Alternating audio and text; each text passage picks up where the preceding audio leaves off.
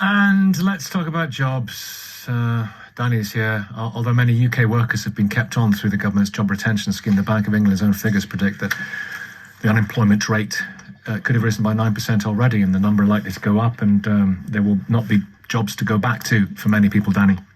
Yes, I'm sorry, I keep bringing the doom and gloom, don't I? It's not peacocks or heels, but jobs.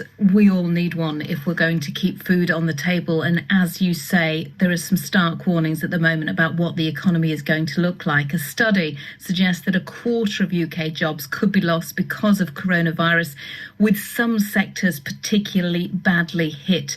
Obviously, travel and hospitality, a massive one. TUI announced yesterday 8,000 jobs would go as a result of the lockdown. In the Telegraph this morning, speculation that Airbus might be on the cusp of slashing 10,000 jobs in a matter of days. Patrick Langmaid owns Mother Ivy's Bay Holiday Park near Padstow in Cornwall. Hi, Patrick. How are things for you? Good morning, Danny. Pretty bleak for us, obviously on a smaller scale than Airbus, but we've managed to keep 9 of the team working fully with me paying their wages.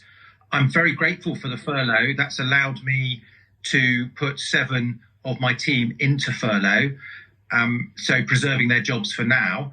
And I've got 5 of my team were meant to turn up at periods in April, and I've withdrawn their contracts. And then there's a further 4 that I would have recruited by now that I haven't. So really, I'm 9 down. I've got 5 in furlough. And I'm very worried that there won't be jobs for all of them to come back to. I mean, I hasten to add, it won't just be if there are redundancies, people in furlough get the redundancies. That won't be the case. But I will have to look across my whole team and work out who I'm going to be able to keep on for the rest of the season as we do get a partial reopening. And that's the key thing you've just said there. The furlough has helped you protect jobs for now. But if you've got no cash coming in and you've had to pay huge sums back to people, that's not sustainable. Absolutely. I've actually refunded around £100,000 so far, and notwithstanding guidance that's been issued by the CMA, the Competition and Markets Authority, as far as future refunds go, whilst we are complying with UK law insofar as we can agree refunds, if that's really what a customer wants and they don't want to rearrange their holiday. I mean, most customers are rearranging, to be fair, and we are very, very grateful for their loyalty. But to the ones who want a refund, we can agree it, but I can't pay it at the moment because I've been burning cash since this crisis erupted in March. I've had 0 income across all my income streams, and I'm having to preserve my cash to pay my staff wages and to pay my key suppliers.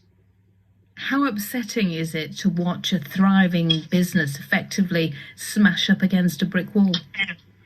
It's absolutely awful, Danny, absolutely awful. I much prefer running a successful business, paying my taxes and contributing to society, giving people pleasurable experiences, or at least trying to give them pleasurable experiences whilst they're on holiday, so they have fantastic memories. And that's my colleagues in the industry up and down the country. We're all trying to do the same. And yet now we are recipients, very grateful recipients of charity, basically, from the Chancellor. And he's got huge calls on his charity. And it's not possible for him to protect everyone. And we all know that there are going to be changes. There are no winners in this. There are going to be losers. It's just a question of how bad it is.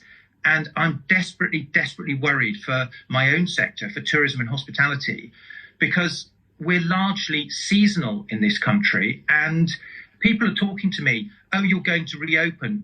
What? I've had customers contacting me, oh, fantastic news from the Prime Minister's announcement. When are you opening? And the answer is, actually, the Prime Minister told me I had to stay closed until the end of June.